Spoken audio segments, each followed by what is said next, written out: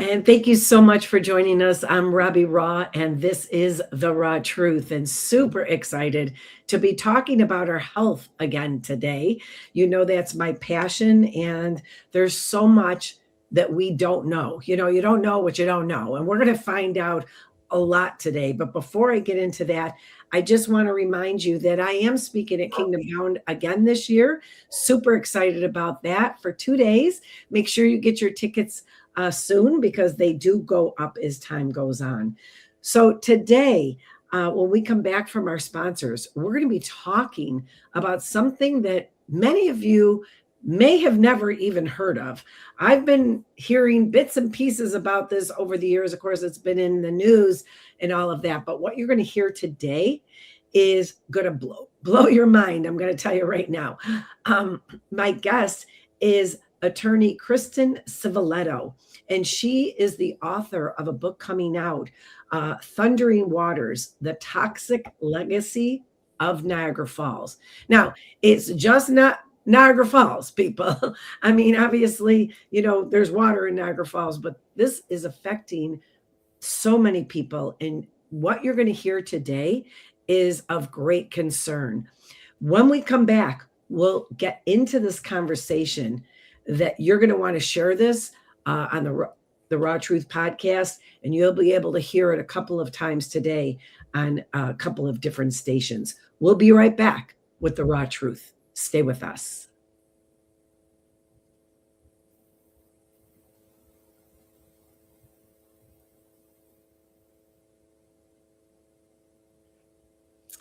And welcome. If you're just joining us, I'm Robbie Raw, and this is The Raw Truth on faith, family, food, fitness, detox, sleep, stress management, finance. We talk about it all here.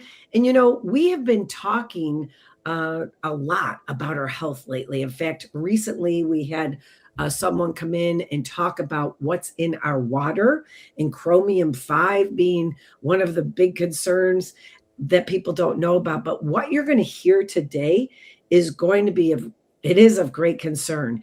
And this individual that is my guest today, I know for a fact, because she's a longtime friend of mine, that she has been doing this research for decades. And her new book coming out is going to blow your mind. I'm not kidding you. Attorney Christen Civiletto is joining us today, and her book coming out is Thundering Waters, The Toxic Legacy of Niagara Falls. Good morning, Christen. Good morning, Robbie. Thank you so much for having me on the show. Oh my gosh, just hearing your voice makes me so happy because you and I have been friends for decades. And of course, life gets in the way. You're very busy.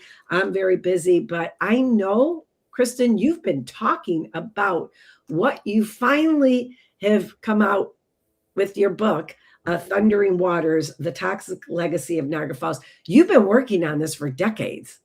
I have. The research actually started about 23 years ago.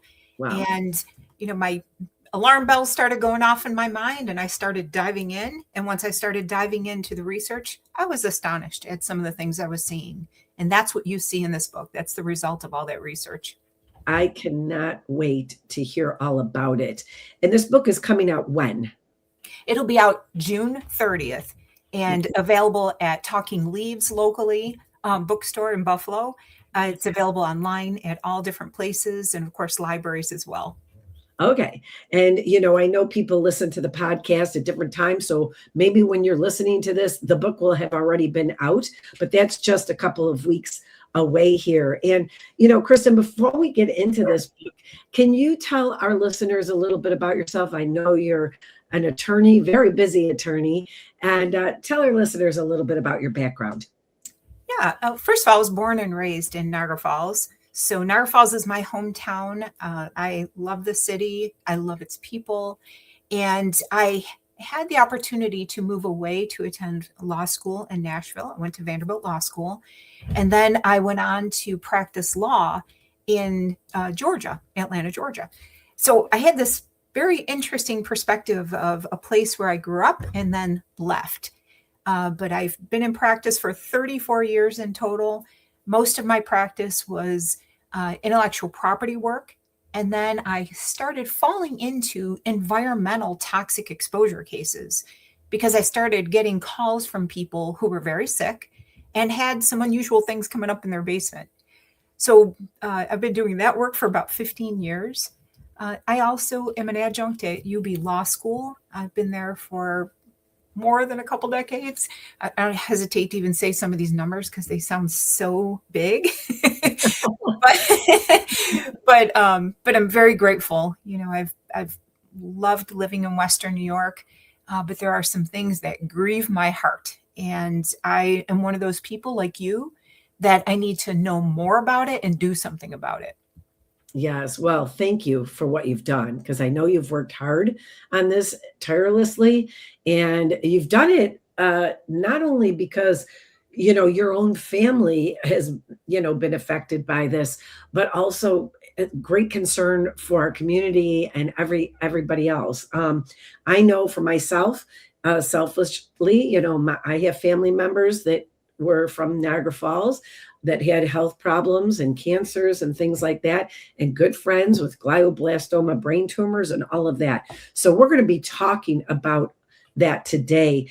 And so every year, some 20 million people visit the thundering waters of Niagara Falls, as you say, breathing in the midst of this great, seven wonders of the world. But there's a dark secret that no one wants to talk about, right? And that is what you've been diving into. Tell our listeners what this is all about, because, unfortunately, people don't want to talk about it, right? And I know because I've seen the sludge. I've seen it firsthand. And I've had family members, as I said, live in that area. And I, as an RN and health practitioner, are concerned about neurotoxins and radioactive materials. And the things that we're going to be talking about today is of great concern. So tell us, obviously your own health has been affected as well, right? Absolutely. Well, this book came about because I started hearing at a young age about a lot of people in my family, a lot of friends, former classmates who were being diagnosed with cancer or chronic illness. And I thought we were way too young. I attended my 10-year high school reunion, and I was a little shocked at how many people were grappling with cancer. We had already lost a few of our fellow classmates with cancer. And that, in my mind, kind of stuck in there. It didn't make a lot of sense. One of my good friends, Jennifer in Atlanta, she had said to me, whenever you talk about home, you mentioned how many people are being diagnosed with cancer or illness. And she goes, here in Atlanta, in our friend group and in your work community, you don't have people being diagnosed like that. And I'm sure people had cancer and I just didn't know about it. But literally, I was at a huge law firm, Washington, D.C., Atlanta. I didn't know a single person. When she said that to me, and then when I thought about my 10-year reunion, I had to stop and take stock of what she said. I started doing a little preliminary research, and my dad was then diagnosed with an exceedingly rare cancer. It was a soft tissue spindle sarcoma, very, very rare. And it's tied to only two things, either radiation or dioxin. And, at the time, I was like, I don't even know what dioxin is. It's really bad. It's basically a leftover waste product from incomplete combustion. And it is absolutely deadly. And so I kept saying to myself, how would my dad have been exposed to one of those two things? And by the way, his tumor was one of the largest that Roswell Sarcoma Center had ever seen. Wow. In all of their practice. And it was an extremely aggressive, horrendous cancer.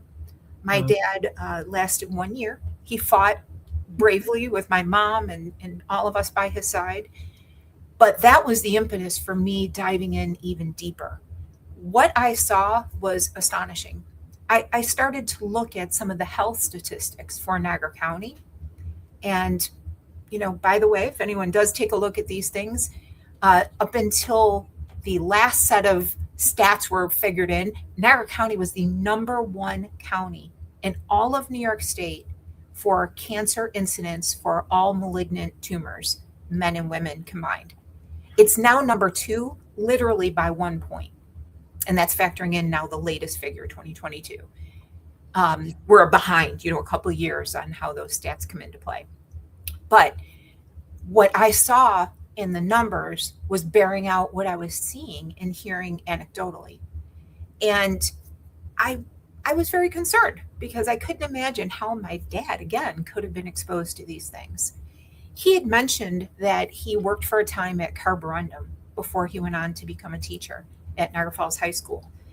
And we learned that he had been exposed possibly to some radioactive material at Carborundum. A lot of people don't know this, but many of our area factories in the Falls converted some of their operations over to both the Manhattan Project and also some Cold War experimental weaponization programs with radioactivity. They're trying to put radioactivity on weapons. And they didn't tell the workers, these were top secret. So I started diving into that research a little bit. What I saw was that Niagara Falls literally had so many toxic waste sites as a result of these chemical and radiological operations. I almost fell out of my chair. I found a list of 89 hazardous waste sites in the Niagara Falls area. And I jumped in and I started researching. And that's what kicked off a whole series of things. Wow. I will say, there's possibly people listening saying, well, you know what? I didn't play on those sites. I was not touching that, whatever. There's toxins in the air, the food, the water, the soil. So, and you're not just talking about Niagara Falls, you're talking about Niagara County right now, Yes. which, and I lived in Niagara County all my life. 5 people in my family, and 2 of them died of cancer. And, again, my sister with breast cancer, we never had any kind of history of cancer, breast cancer in our family at all. But my father got cancer and my sister got cancer. And my mother, was from Niagara Falls, and she lived in Niagara Falls for many years. We had many, many, many dinners there, many, many celebrations there, and at my big Italian family. And so I was aware of Love Canal, but this is so much more. We're talking about cancer, but there's also, as you mentioned before, and we'll get into this, suicide, high incidence of suicide, anxiety, depression, schizophrenia. The list goes on and on. Skin problems, dizziness, confusion. I have heard it over the years. And in your book, you list, your book is so complete, Christen. The research that you did, I keep saying the same thing, it's just wild. But, I'm sorry about your dad, but, it kind of was the catalyst for you, right? To get into this. Yeah. So, where should we start here? I know that there were also factories in North Tonawanda. There's so much. This literally could be a 5-hour interview because there's so much information. Let's take a break here and get into this. But I believe that most people are aware of Love Canal and think it's contained, right? But those containers have leaked, right? Oh, I believe so. That liner is 42 years old, and it's the size of a credit card. And it's made of a plastic, a high density polyethylene liner that, let's face it, when it's in contact with chemicals, those chemicals disintegrate even cast iron, cement, let alone a high density polyethylene liner. And, I know we're up against a break, so you let me know, but I will share this with you. Uh, People in Niagara Falls, in particular, I don't think they realize that the chlor-alkali chemical industry was born in Niagara Falls. And, it goes back to our history, of course. We've got access to power, we've got access to water for cooling operations, and we have easy access to salt because salt mines were outside of Buffalo. That drew a whole new round of entrepreneurs and business people who wanted to start making new classes of chemicals. They had discovered that if you take electricity and you use electricity, you can manufacture chemicals that don't exist in nature. And that's why the chemical industry, and in particular the chlor-alkali industry, exploded in Niagara Falls. What people do not understand is that not only do you have leftover waste products from all that chemical production that comes out in the form of smoke out of smokestacks, and smog, Yeah. but you also have leftover products, leftover liquids, solids. They all have to go somewhere. And as one Carborundum employee once put it, it went everywhere and anywhere. They looked for fields. They looked for open canals, which is how Love Canal became, filled with 21,800 tons at a minimum of these wastes. But they also looked for sewers, creeks, you name it, where they could get rid of this liquid and solid waste that wasn't already being puffed out into the air. That's what they did in Niagara Falls. And that is being repeated elsewhere across, the globe, let's be honest. Mm-hmm. And the problem is we don't have a good solution for leftover waste. Where do we put it? Because if we put it in a barricade, like what's in Niagara Falls right now at sites all over, they all eventually leak. All liners leak eventually. So we don't have any good solutions globally for leftover hazardous waste. That's why I think this book is important on a macro level, because we're going to grapple with this no matter where you live. Absolutely. And like you said, it matters because there's people all over the world affected, and so I know that, we do have some listeners from Canada, which we'll talk about that later, but also what is being taught in medical schools. Our physicians, and I'm a nurse, my daughter is a physician, we need physicians, but are they talking about environmental toxins? Are they teaching about toxic related, illnesses and neurotoxins and all that? I don't believe we're doing a very good job of that. No, and I will tell you, I represent many area residents, and we've gone after chemical companies, we've gone after towns and other people that we believe should have warned them about what was migrating into their homes. But I've interviewed more than 2,000 families, and I can tell you that many of my clients will take test results from their home. So it'll show PCBs in their home. They will take that to their physician, and their physician will say, I'm not a scientist. You're going to have your lawyers figure this out for you. And that's very frustrating because when the lawyers call the state health or county health, they are told your doctors need to contact us and tell us that they think there's a problem going on. And so residents lose in that situation because nobody wants to hear from lawyers. And doctors, like you point out, they don't necessarily study the impacts of chemicals on the body. Now, you have always talked about integrative medicine, and I think it is so important because you need to understand not just the results of sickness and treating symptoms, but also the bigger picture of what's causing the issue so that you can get to the root of it. And that's something you have been on for decades, and I cannot believe that our medical schools haven't necessarily shifted that focus yet. Some have, and that I understand there's a new degree that can be obtained, a DO, and that is a big part of what they do. But this needs to be a part of what all medical professionals are starting to understand, that there's other factors affecting the body, and they don't just affect one little organ. They're affecting systems. And, for example, in Niagara Falls and elsewhere, these hazardous wastes are made up of chemicals that are neurotoxins, right? They're carcinogens, they cause cancer, they're teratogens, they're mutagens, they alter genes. but they are also these neurotoxins that are having very widespread impacts on people and their nervous system. So we Mhm. see people, right, with, tics and other neurological disorders, difficulty swallowing.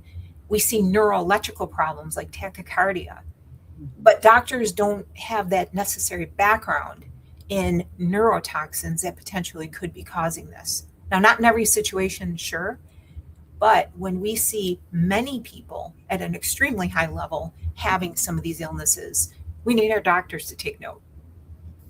100%. Guys, we are talking with attorney and author Christen Civiletto. The book is called Thundering Waters, The Toxic Legacy of Niagara Falls. We're talking about a lot that has affected all of us, whether you know it or not. I'm telling you what, this is this is a story that you are not going to want to miss. This is so important to all of us. So many people that listen to my show are, eating healthy and exercising and making sure you have purified water and all of that. Listen, this goes way beyond that. We'll be right back with the raw truth. Stay with us.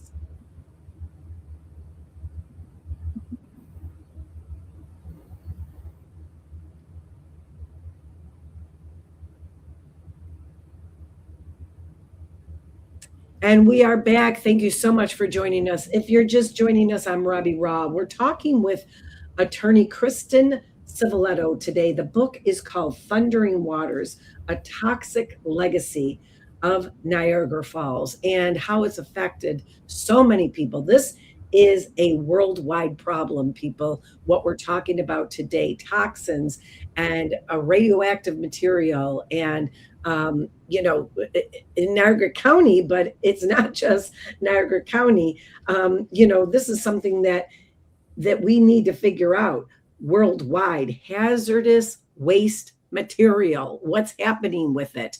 And so Christen has been spending more than 2 decades researching this. I know her personally, and I have seen how hard she has worked. I mean, unless you're under a rock, you've seen her in the Buffalo News. She's been interviewed on TV many times and radio and all of that. But she has been fighting this and representing people who've had symptoms from these toxins. And we talk a lot about our health on this show, but we don't think so much about the toxins in the air, the food, the water, the soil, where they're coming from, and how we can make sure that we're not being affected by them. But there are dumping sites, and the list goes on of what's going on. So, Christen, before I forget, you have a book launch coming up, correct?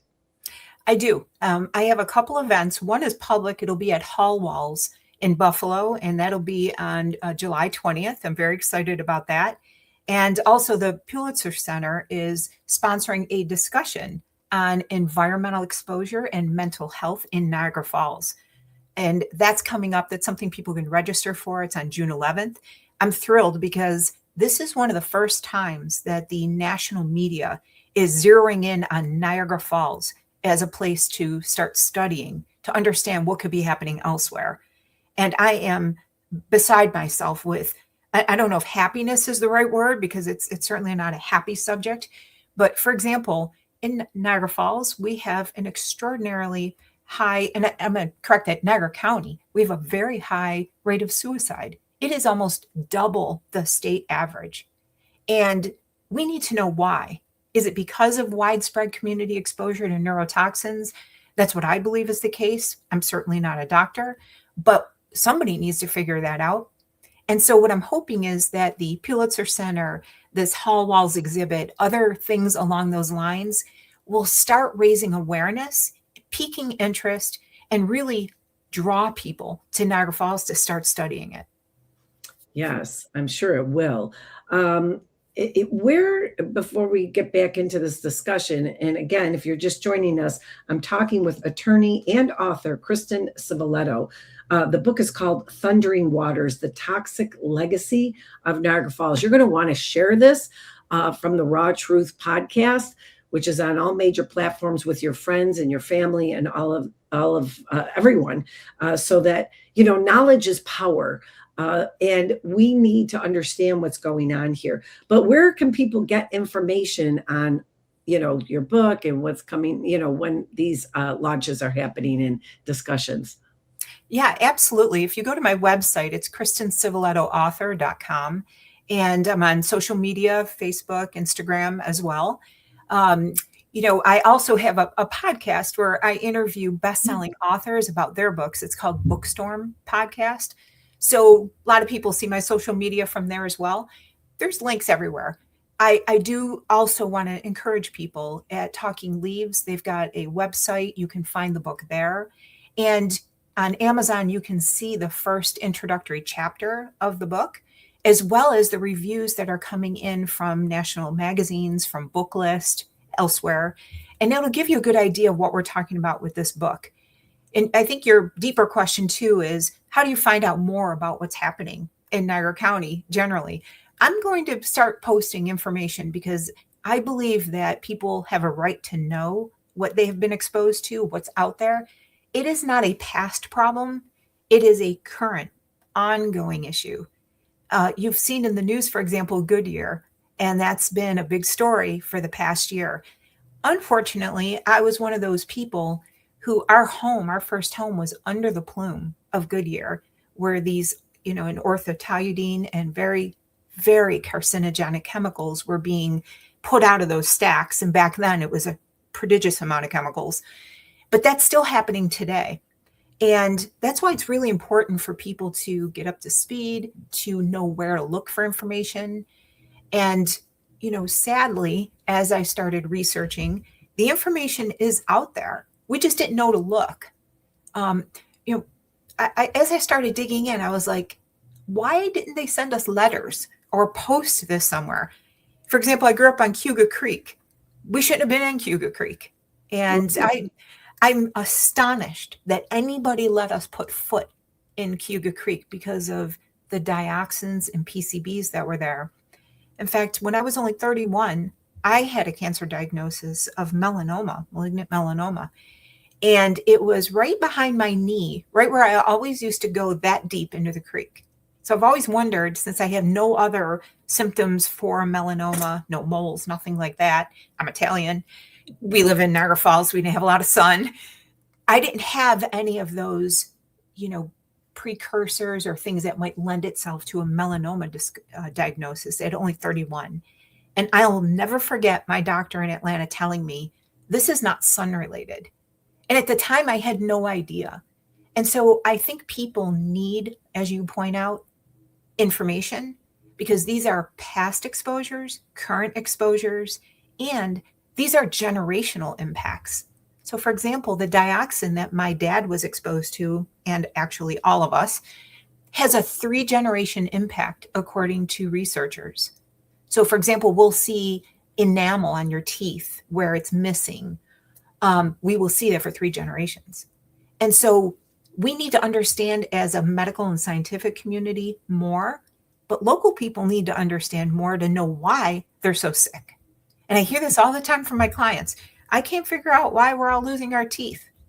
Well, we need some facts. Yes, I agree. We're going to go to break right now. We are talking with attorney and author Christen Civiletto. The book is called Thundering Waters, The Toxic Legacy of Niagara Falls. And we've been talking a lot about Niagara County, but this is a worldwide problem of what we're going to do with these hazardous wastes. I mean, we talk about the fact that, I've had, discussions on this show about, making sure that you use organic products on your skin and organic products on your hair and filtered water and all of that.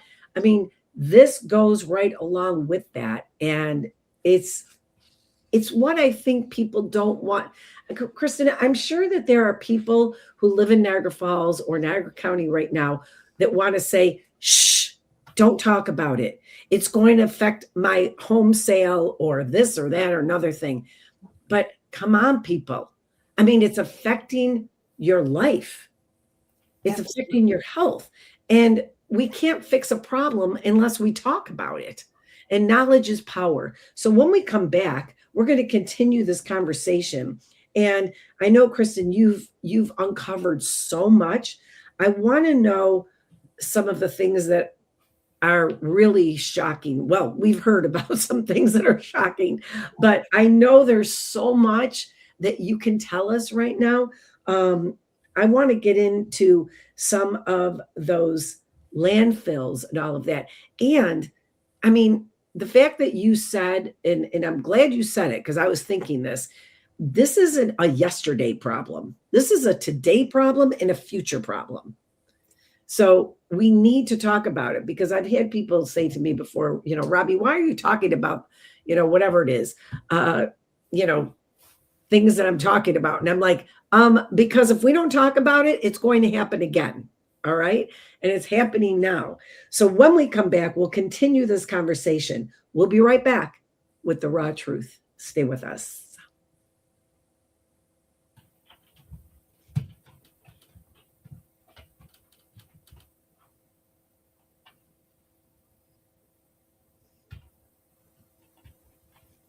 And we are back. I'm Robbie Raw, and this is The Raw Truth. Don't forget, this show is on a couple stations, but also on the Raw Truth podcast on all major platforms. Please share it with your friends. If you missed the beginning of the show, you've missed a lot. You need to go back and listen to it. We're talking with attorney and author Christen Civiletto, and her book, if you're listening, on the date that this airs, is coming out in a week or so. It's called Thundering Waters, The Toxic Legacy of Niagara Falls. And we've been talking a lot about health problems that people in Niagara County have, such as cancers, even friends of mine, glioblastoma, brain tumors, skin problems, dizziness, confusion, high rate of suicide, almost twice the state average, is what you said, Christen. Schizophrenia, anxiety, depression, and the list goes on and on. We've been talking about neurotoxins, hazardous waste, radioactive material. And, Christen herself has been affected. She lost her father as well to a very rare cancer. And she's been fighting and researching this issue for decades. So, in your research, tell us more about what you've found.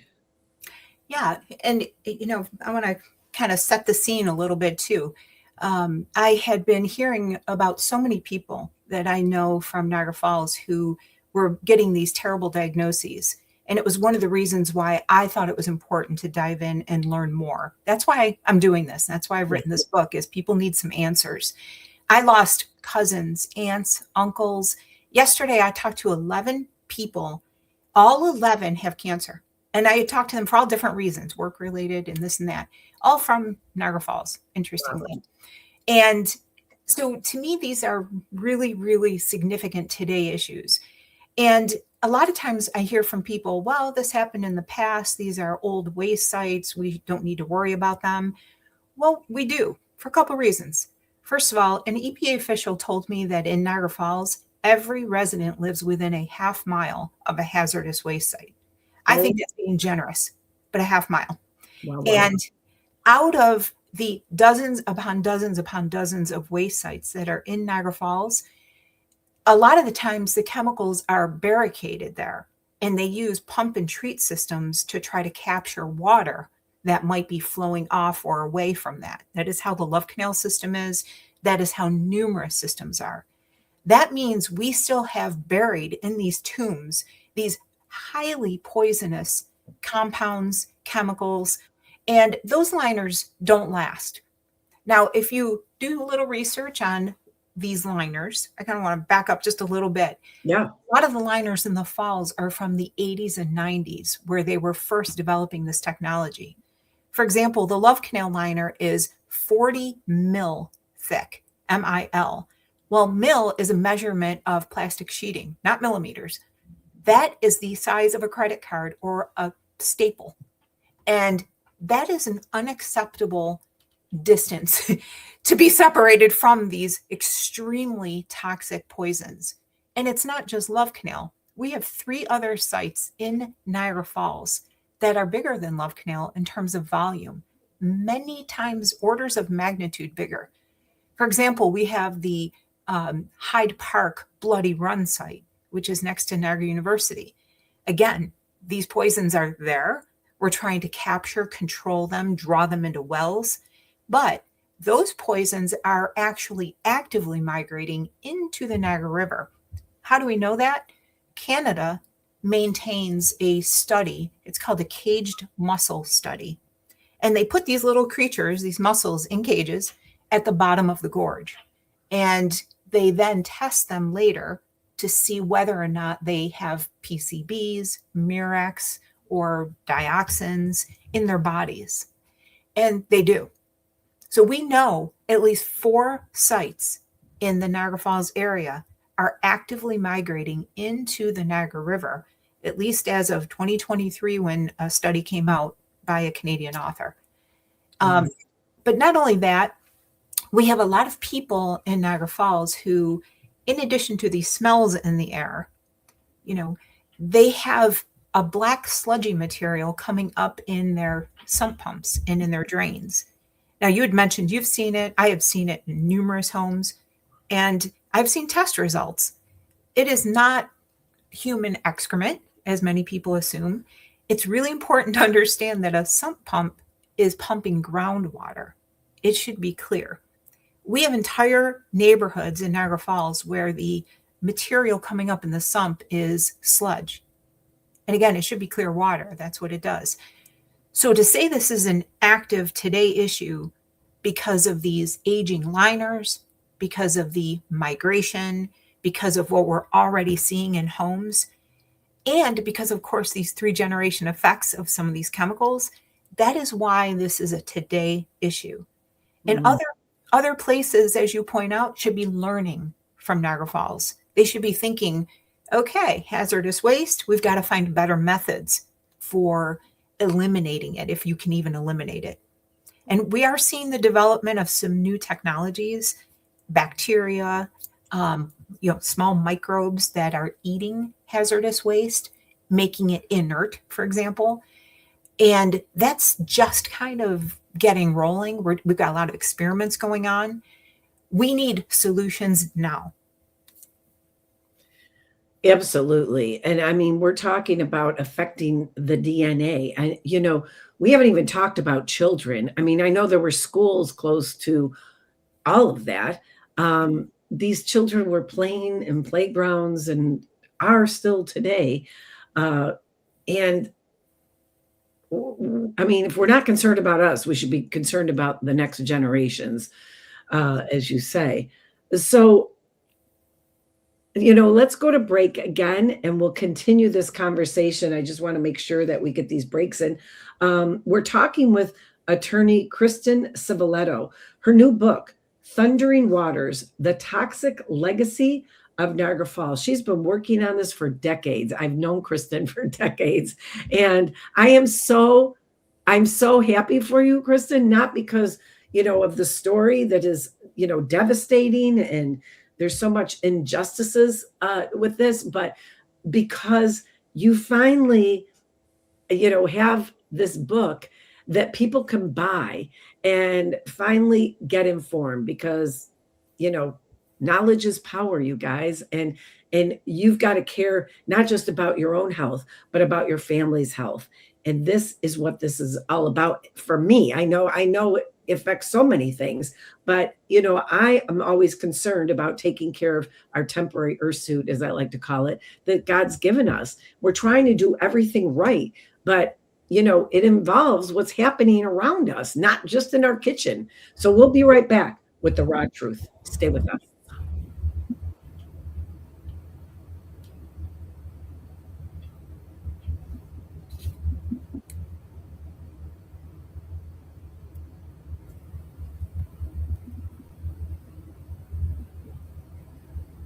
And we are back. If you're just joining us, you missed a lot of the show. You can listen to it on the Raw Truth podcast, and you're going to want to hear it from the start. We've been talking with attorney and author Christen Civiletto, Thundering Waters, The Toxic Legacy of Niagara Falls. Her book is coming out, just if you're listening live, in the next week or so. And so I hope that you can get it on Amazon or what was the place downtown Buffalo? Talking Leaves bookstore. I've been there. Local bookstore. Oh, yes, you have. It is wonderful. Yes, it's so wonderful. So, we've been talking about a lot of very important information that has affected so many people. Many people have, lost their lives to cancer, but we've talked about other problems as well as, high rate of suicide, which is twice the state average right here in Niagara County, schizophrenia, anxiety, dizziness, skin problems, confusion, and the list goes on and on. So, Christen, what we're coming to the end of the show. What else do you want to tell our listeners? There's so many different areas we can go, to right now. What do you want to tell us in these last few minutes? Yeah. First of all, I'll highlight a couple things. First of all, we talked about these ongoing issues. Well, Niagara Falls also is an ongoing issue with regard to radioactivity in the Niagara Falls area. We've had a couple times where a gamma flyover study was done to try to determine where are these hotspots. And many people probably know this just from lore, urban legend, but there was a significant amount of radioactivity that was basically on the surface at the Lake Ontario Ordnance Work Site in Lewiston. And area contractors back in the day would mix it with asphalt and then pave people's driveways and build structures. So now we've got these radioactive hotspots all over the place. The most recent scan was done in 2024. And I understand that as of recently, as in the past 2 weeks, the DEC and EPA are notifying homeowners that their yards may be radioactive, their driveways. So the investigation is ongoing. One of the concerns I want to highlight is the length of time, because when we discover these problems, when we should know about these problems, we need action, because in the interim, people are being impacted. Their health is being impacted. And that's been one of my great frustrations. For example, in 1968, a diver went down into the Niagara Falls water intakes and spotted something rather unusual. And there was a sludge that was building up in some of these structures. Now, these were the intakes of raw water. And of course, it goes into the factory and is processed. And then we have the end result, the drinking water. Well, there was a great concern because there was a pretty significant amount of napple that was being found in these intake structures. They waited 10 years. They went back in 1978 after putting a little cement over it. Went back in 1978, and shockingly, huge amount of napple was there and elsewhere. It had now gone into the well area. Well, we're drinking this water. 100,000 people were dependent upon that water. Well, guess how long it took for Niagara Falls to get a new drinking water facility? It took until 1997. Wow. Now, that was unacceptable because they did find one particular chemical that never should have been in our drinking water, in the drinking water that we drink. So I want to highlight the fact that we need to put pressure on our officials for urgent action. The people who are finding radioactivity now in their yards, we need urgent action. But number two, there needs to be some accountability for what went on for all these years in the falls. Niagara Falls is in a very bad shape, very bad condition. I don't need to tell anybody that. If you drive through, other than at the falls themselves, you can see that there is a lot of destruction evident. Well, we need some accountability for what has happened there. And, again, when I talk about then and now, to me, this is one long story of exploitation and ineptitude. So it's time for some action. That's one thing I'd like to say. There's a couple other things that I did want to highlight. There are some nice parts of the book, I think. I do focus on the immigration aspect because we had so many immigrants and migrants from the Black South come into Niagara Falls to work in these factories. And again, there's a bit of exploitation there because extreme profits were earned on the backs of those individuals, and they were never told that they were being exposed and handling some of the most toxic chemicals ever manufactured by humankind. And so, to me, from a family story standpoint, because there's kind of a missing realm of 60, 70-year-olds in Niagara Falls, people need to hear this story. And interestingly, Robbie, and I know you've talked about this in the past, we have a lot of people in the Falls who might be in their 90s and they don't seem impacted. It's the people who were born or came to puberty during the time of these huge exposures that are bearing all of the impacts of exposure to toxic waste and to pollution. That is so sad to me because we're missing our grandparents, our parents, and now siblings for a lot of us. And, not me. I did have actually a sibling who passed away at 2 days old, and we lived under the Goodyear plume. It was terrible for my parents. And had he been born today, things might have been different. But as it was, he had underdeveloped lungs, which we know is an impact of exposure to pollution. Mm-hmm. So, from an accountability standpoint, an answer standpoint, that's why I wrote this book. It's time for something different. And it's not 25 years from now. We'll do this now. And we're going to make this happen. And we're going to make this right. Christen, thank you so much. We're going to go to break, and we'll only have a few minutes when we come back. But I want to thank you, honestly, for all the work you've done.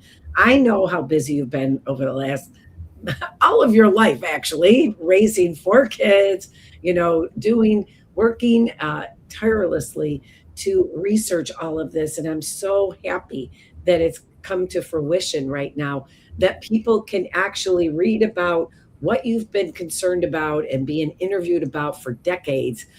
It's now coming to fruition, and we get to benefit because knowledge is power. But also, when we come back, I want you to reiterate what people can do in order to help to rectify this. We've got to do something about it. Knowledge is power, but when you get that knowledge, you can't just sit on it, right? You've got to do something about it. So we'll be right back with the raw truth. Stay with us.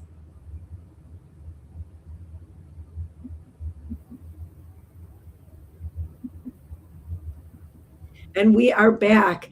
You're listening to The Raw Truth, and this show is almost over. We've been talking with attorney and author Christen Civiletto. The book coming out, if you're listening live, is Thundering Waters, The Toxic Legacy of Niagara Falls. And it is coming out in June 2026 here. You can get it on Amazon or Talking Leafs. And Christen, let them know your website again as well, please. It's Christen Civiletto, author, and you can find me on social media, also through Bookstorm podcast. But I am pretty much out there, and you can get in contact with me and find the book. You can also find it online at any stores. It'll be available. It's amazing. I mean, I'm so grateful. You've done so much research. So, in the next few minutes, let our listeners know, just kind of a recap, because people kind of join in and out of radio and podcasts, what have you. But, this is a problem that's been going on for decades.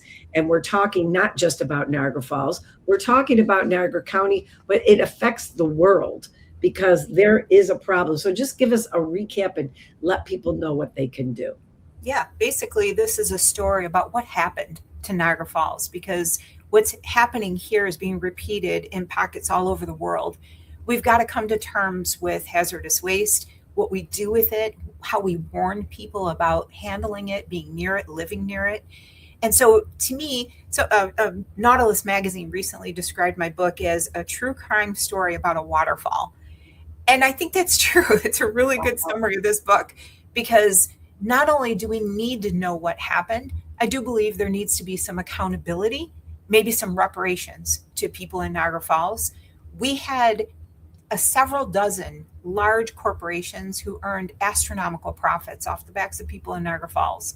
And now it's time to have some accountability for what the end result was. And that is exposure to, again, some of the most terrible toxins ever dreamed up by humankind.